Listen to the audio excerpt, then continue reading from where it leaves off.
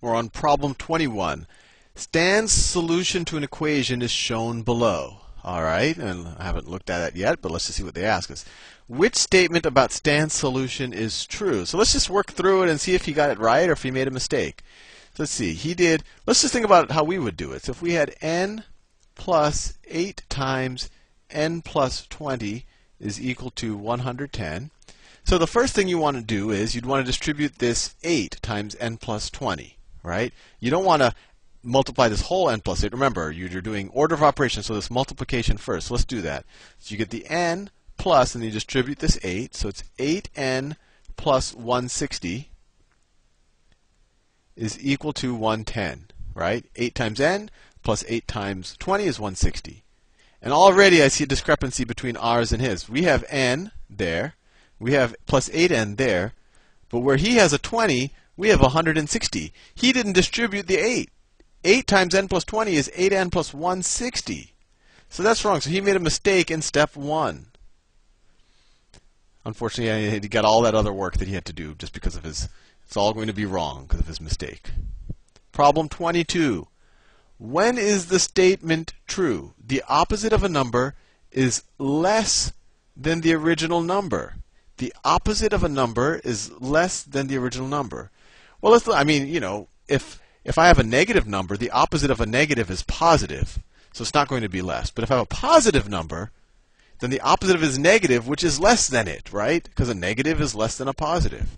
And or if we say that x is greater than 0, right? Then minus x is going to be less than x. Right? If we say x is positive, then definitely, minus 3 is less than positive 3. So the statement is true for positive numbers. So that's C.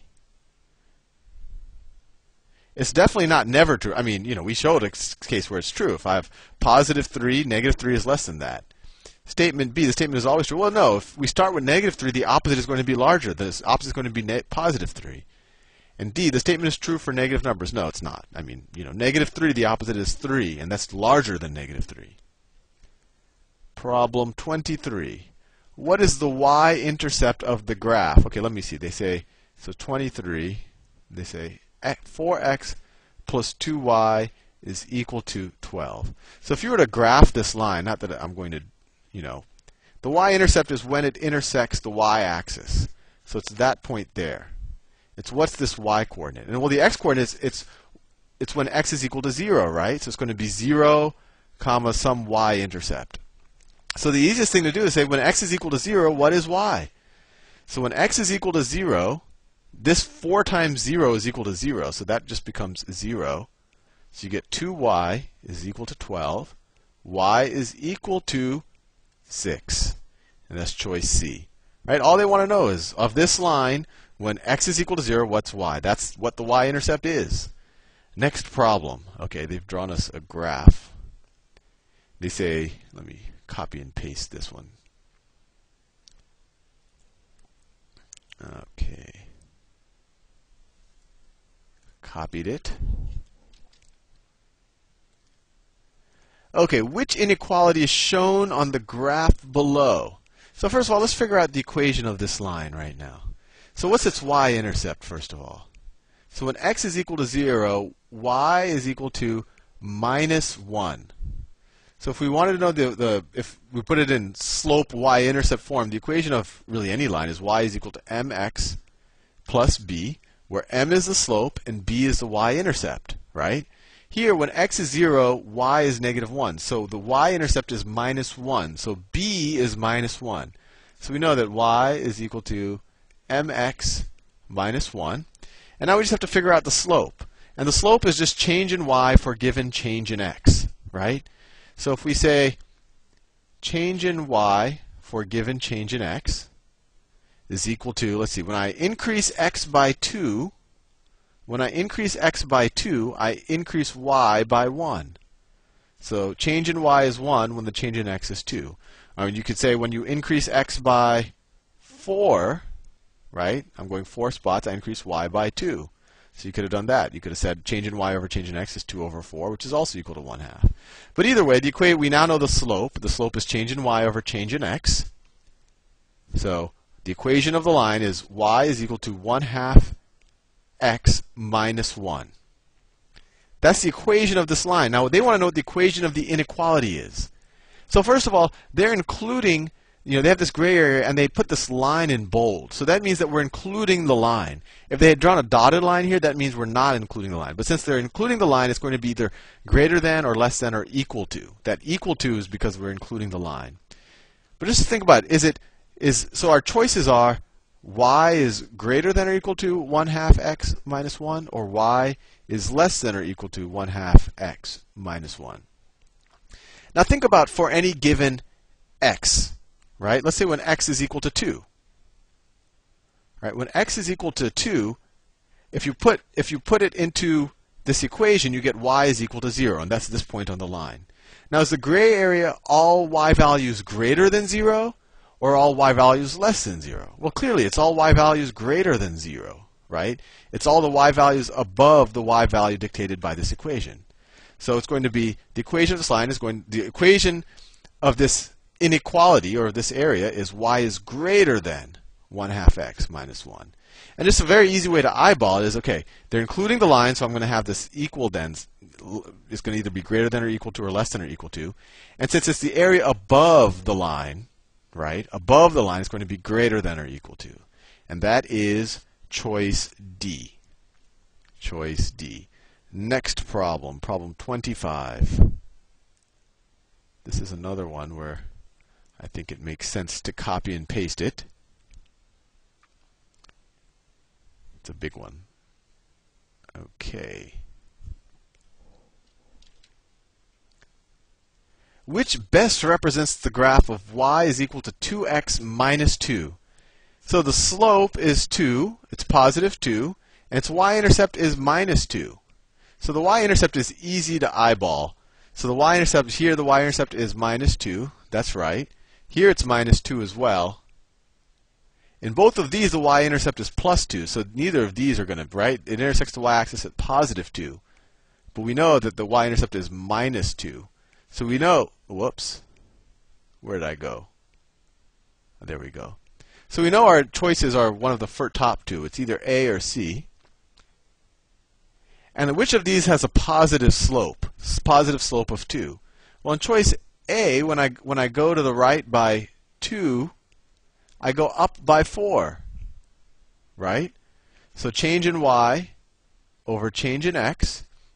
I go up by 4 when I go up in x by 2. I go up in y by 4 when I go up in x by 2, so the slope is 2. So this has a positive slope of 2, so that's choice A. But just for seeing why choice C doesn't work, or figuring out the slope, think about it this way. If I start, let me start at a random point here. If I increase my x values if I increase x value by 2, what's happening to my y value? Is it increasing by 2, or is it decreasing by 2? Well, it's decreasing. Well, it's decreasing by 4. It's decreasing at twice the rate. It's decreasing by 4. So in this case, change in y over change in x. Whenever x is positive 2, right? We increased by 2 here. What happened to y? It went down 4. So here the slope is minus 2.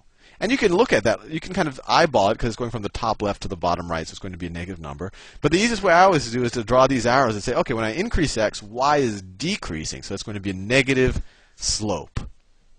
Let's do it. So the answer was A. Next problem. Okay, so they're giving us another one of these where they shaded a graph. These are good. Thank God I have the cut and paste feature.